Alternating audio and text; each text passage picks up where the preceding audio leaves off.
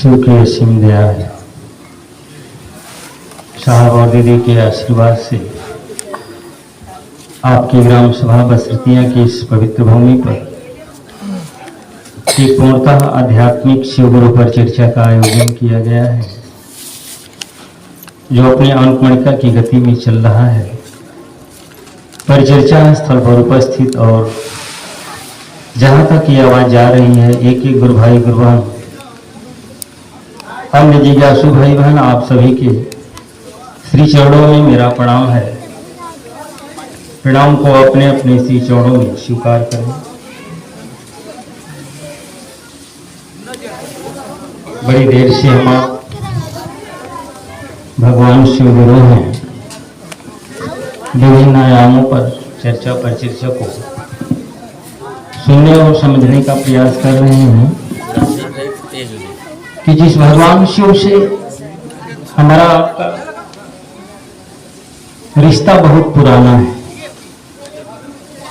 वह बाबा शिव भी पुराने हैं, क्योंकि यह जब उनकी इच्छा हुई, एको हम बहुश्याम यानी श्रेष्ठ इच्छा हुई और ये जगत बना, हम आप बने, जीव बना, उनकी इच्छा से। और इसीलिए उनको आदि गुरु भी कहा गया, परम गुरु भी कहा गया, जगत गुरु भी कहा गया, यहां तक कि त्रिभुवन का गुरु कहा गया। अभी हम आए जब पुलिया पर बैठे थे और यहाँ पाठ चल रहा था, उसमें बोला गया कि गुरु बिन भव निधि तरई न कोई, जो विरंच शंकर सब को। यानी यह सोचना तो है जगत में, लेकिन ये समझ नहीं।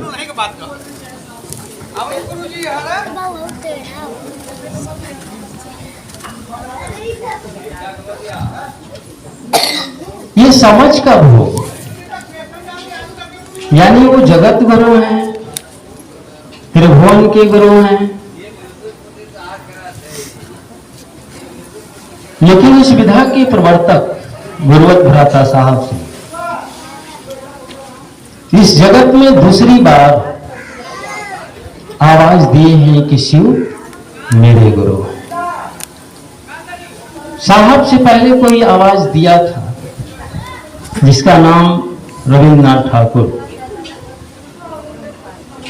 और वो अपनी पंक्तियों में कहें कि वह शिव 108 नृत्य के दाता है। ये वादक, आवाज, तमाम चीजें, संगीत, गीत, क्योंकि नटराज वो रविंद्रनाथ ठाकुर ने कहा, उनका शिष्य जो बने थे, क्योंकि वो संगीतकार थे, कवि थे,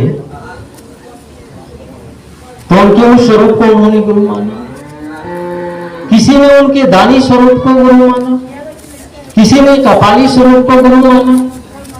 अभी भैया लोग बोले ना कि महादेव के अलावा इस त्रिभुवन में किसी और का नाम गिना दीजिए तो जितना उनका नाम है। चलिए वो ठीक है, और उनका चेला जो इस दुनिया में हुआ, लोग जिनको ऋषि महर्षि तमाम संज्ञा दी गई, और ऐसे ऐसे गुरु आए जिनको पारस पत्थर भी बतलाया गया। पारस पत्थर का काम ही है सोना बना देना, वहां स्पर्श में होगा तो सोना बन जाएगा। और गुरु सदगुरु के शरण में जाने के बाद शिष्य को मोक्ष भी सदगुरु करा देते रहे। ऐसे ऐसे गुरु इस दुनिया में आए, दधीची, बछंदर, तमाम लोग। लेकिन साहब बताते हैं कि गुरु तो अपने शिष्य को अपने जैसा बनाता है। ऐसे गुरु तो इस दुनिया में बहुत कम है। वो अपने अपने शिष्य को अपने जैसा बनाया। अरे अपने शिष्य को तो वो नियम में बांध दिया कि आपको ये नहीं करना है, वो नहीं करना है, ऐसे रहना है, वैसे रहना है, ये नहीं खाना, ये नहीं पहनना। जैसे अभी भैया ने बोला ना बिरजा भर की बात कि मथवा मुड़ावला गुरु चेलवा बनवाला, कितनी विदारक बात है गुरु और शिष्य कि शिष्य फंस गया और गुरु ने इतना ही कहा था कि बेटा फंसना तो मन ही मन याद कर लेना। और यहां लिखा भी गया है कि गुरु चरणम निर्भर भक्ता। और आज हमारे आपके साहब गुरु चरणम निर्भर शिष्य, यानी गुरु की चरण पर अगर आश्रित है तो हमारी आपकी शिष्यता। और शिष्य बनने के लिए साहब ने कितना सुंदर, कितना साधारण, कितना लघु शब्द दिया है। नहीं देखे ना कितना बड़का बड़का मंत्र है। पंडित जी लोग बाजता है ना, हम लोगों को तो याद नहीं होगा वो संस्कृत का शब्द। और संस्कृत का शब्द ठीक इंग्लिश जैसा है। संस्कृत बोलिएगा बाएं से और उच्चारण करिएगा, उसका अर्थ बताइएगा दाएं से। ठीक वही बात उर्दू में है। उर्दू आप दाहिने से पढ़िएगा और बाएं से उसको बताइएगा। अरबी में भी यही बात। तो यहां गुरुओं की कमी नहीं थी, लेकिन आज वैसे गुरु की कमी हो गई है जो अपने शिष्य को मुक्त कर दे। और वो रविन्द्रनाथ ठाकुर ने कहा कि आमे नटराजे चेला, देख सखी सी खेला, बांधन खोलारी सीख सखी साधन, महाकाल चिता का से महाकाले त्रिशूल। यानी जो भी मरता है इंसान इस दुनिया में आया है वो कहां जाता है? या तो जल में जाता है, या जमीन के अंदर दफनाया जाता है, या फिर वह शमशान में जाता है। साहब ये पंक्ति कपिलेश्वर मंदिर जो सुपौल में नदी है वहां 13 लोगों की संख्या में साहब ने चर्चा किया था और कहा है कि आज हम आपकी संख्या 13 है और आदमी मर जाता है तो उसकी 13 हमें भी होती है। और वही साहब ने ये बात बोला कि हम आप हैं, ये लोक भी उनका है और वह लोक भी उनका है। और इस लोक से हम आते कहां हैं? जहां पे आज उनकी बातें हो रही। वही साहब ने कहा ये महाकाल का त्रिशूल शमशान में नृत्य कर रहा है। और जब व्यक्ति मर के जाता है तो अपने त्रिशूल की नोक से वह भगवान शिव उनके कर्म बंधनों को विदीर्ण कर दे। हम आप तो उनको अपना शिष्य, अरे अपना गुरु माने हैं, उनका शिष्य होने के क्रम में चल रहे हैं। और ये बातें कहां नहीं है। लोग तर्क वितर्क बहस तमाम करता है। हर एक बार अपने जीवन में उस आदि गुरु को, वो जगत गुरु परम गुरु साहब ने कहा मेरा गुरु। अभी तो हमारा आपका मन अपने गांव के महादेव को पकड़ा है, अपने जिला के महादेव को पकड़ा है, अपने घर में मंदिर बनवाए हैं उसको पकड़ा है, लेकिन वह महादेव सचमुच में मेरा है ऐसा तो पकड़ा ही नहीं है। क्योंकि उन शिव का ये जो नमः शिवाय मंत्र है वह प्राण मंत्र है। वह प्राण मंत्र मेरा मंत्र कब होगा, मेरा प्राण मंत्र कब होगा? साहब ने कहा, अभी भैया ने बोला ना कि करत करत अभ्यास, यानी हमें आपको प्रतिदिन बल्कि पल प्रतिपल यह संप्रेषण करने का कोशिश करना है। क्योंकि ये पहला सूत्र साहब के जीवन में मिला है प्रणाम नमः शिवाय, जिसको साहब लास्ट तीसरे नंबर पर रखा है।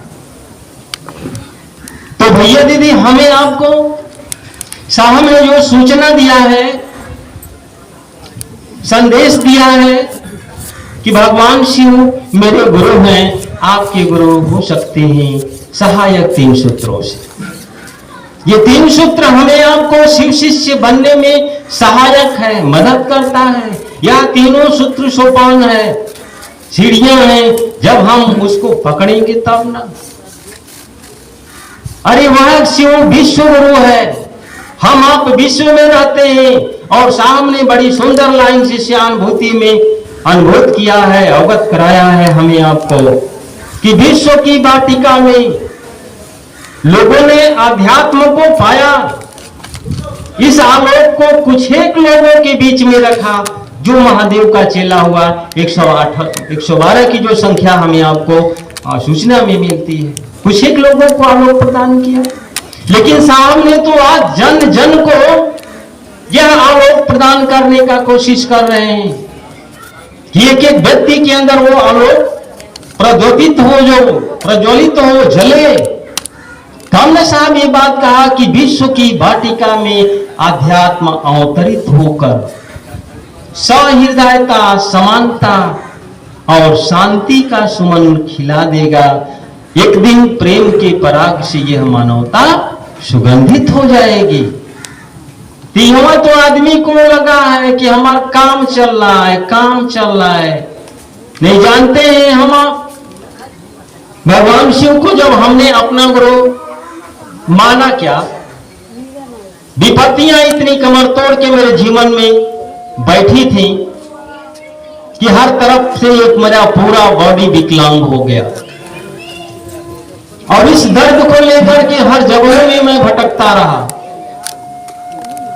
ओझा, सोखा, पंडित, पुजारी, मुल्ला, ये धरती पर जो लोग सब डॉक्टर, वैद्य, लेकिन जब दर्द होने लगता था, जब चुभन होने लगता था शरीर के जोड़ों में, तो ये मालूम पड़ता था कि वो दिखाई नहीं दे रहा है और सूजा हमारे जोड़ों में चुभा रहा है।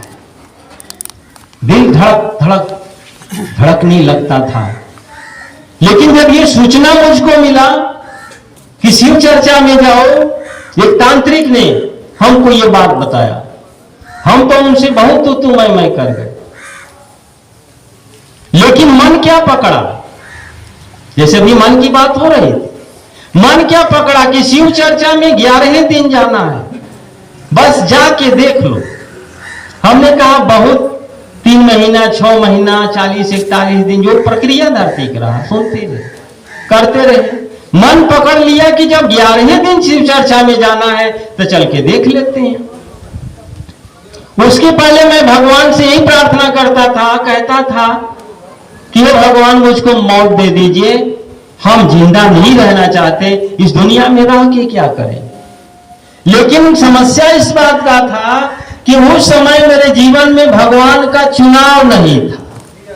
कहे कि हमारे आपके जगत में बड़ा लोग भगवान बा, रामो भगवान बा, कृष्णो भगवान बा, हनुमानो भगवान बा, ब्रह्मो भगवान बा, न विष्णुओ भगवान बड़ा, कौने भगवान चुनावे ना हो पावे। स्थिति आई, समय आया, गुरु चर्चा में गया और वही तमाशा अभी भैया से सुने हम, वही तमाशा मैं देख रहा था। और उस समय पहचान में कितने लोग थे मेरी निगाह में, जैसे जो लोग शिव चर्चा कर रहे थे। अभी बबलू भैया बैठे हैं, थोड़ा इनसे पीछे मुलाकात हुआ, श्याम नारायण भैया थे और रामविलास भैया थे और एक दो भाई और लोग थे जो मंच के इर्द गिर्द रहा करते थे लोग चर्चा। तो हम सोचे कि यही लोग है बड़का बड़का, नाम का घोषणा भी हो गया और तीसरे दिन मेरे जीवन की दिशा और दशा में बदलाव आ गया। यानी जोड़े में जो सूजन था वो पचक गया, जो दर्द था वो भी समाप्त हो गया। अब 3 दिन चर्चा में जाने के बाद मेरे जीवन में ये परिवर्तन हो गया, जीवन की दिशा और दशा बदल गई। अब देखिए कि मेरे ख्याल से वो बात उतरने लगी कि 11वें दिन जाना है। अब वो 11वां दिन आज हो गया ना, 16 साल दे रहे। अब वो कहां है 11 दिन अभी पता नहीं है।